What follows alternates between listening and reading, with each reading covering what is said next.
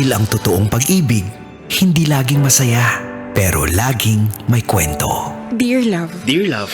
Dear Love. Dear Love. Dear Love. Sa Love Radio.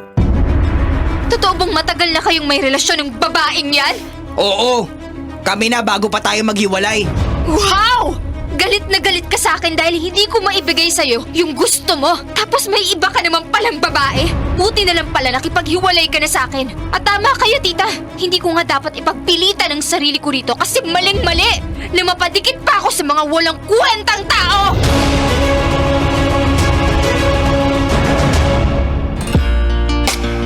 Sa takdang panahon, sa takdang panahon, maghihiwalay din kayo niya. Ay nako mga kabisyo, kasama nyo na po napapakinggan at ngayon ay exclusive na mapapanood at napapanood din sa YouTube Live ng Love Radio Manila. Konyo Bicolano para sa paborito ninyong dramahan mula Lunes hanggang Biyernes. Kabisyo, ito po ang Dear Love. Ay nako, kung nanonood kayo ng Pinoy Big Brother, 'di ba madalas na sinasabi yan ni Big Brother yung takdang panahon. Sa takdang panahon, ma-reveal natin lahat.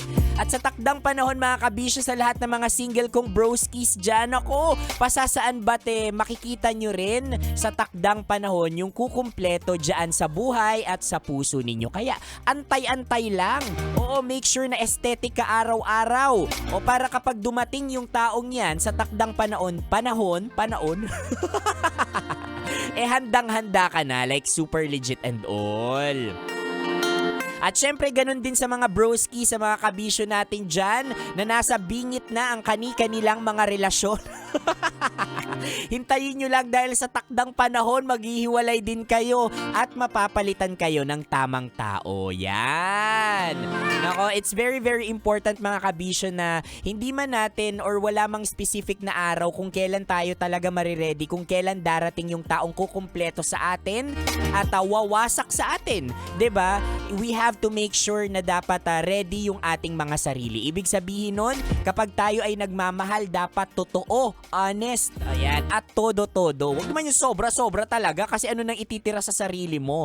Honest, kasi kahit papano, honesty is the best policy. Kung hindi man yan para sa'yo, at the end of the day, walang natatalo kapag ikaw ay totoo. Yan. Laging talo dyan yung nag-cheat, laging talo dyan yung nagsisinungaling and all.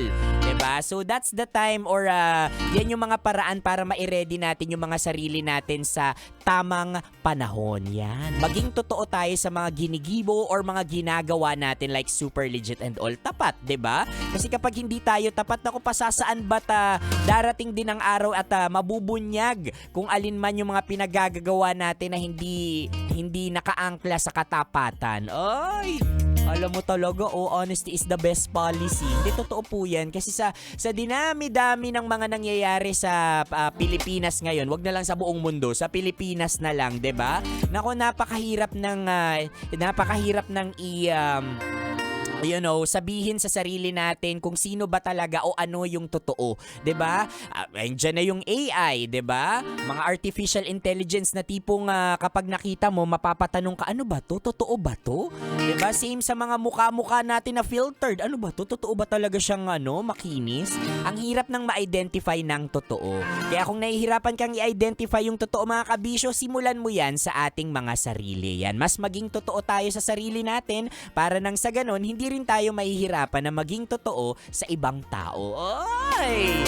O siya mga kabisyo, basta ako excited ako like super legit and all. Totoo ito. Excited ako sa aking pagbabalik dahil susunod na ang kabuuan ng ating drama sa ating Dear Love. For na mga kabisyo, kasama nyo pa rin po ang inyong uragong broski like super legit and all, Konyo Bicolano, para sa paborito ninyong dramahan mula Lunes hanggang Biyernes. Mga kabisyo, mapapakinggan nyo na at mapapanood ito exclusive sa YouTube channel ng Love Radio Manila. Ito po ang Dear Love.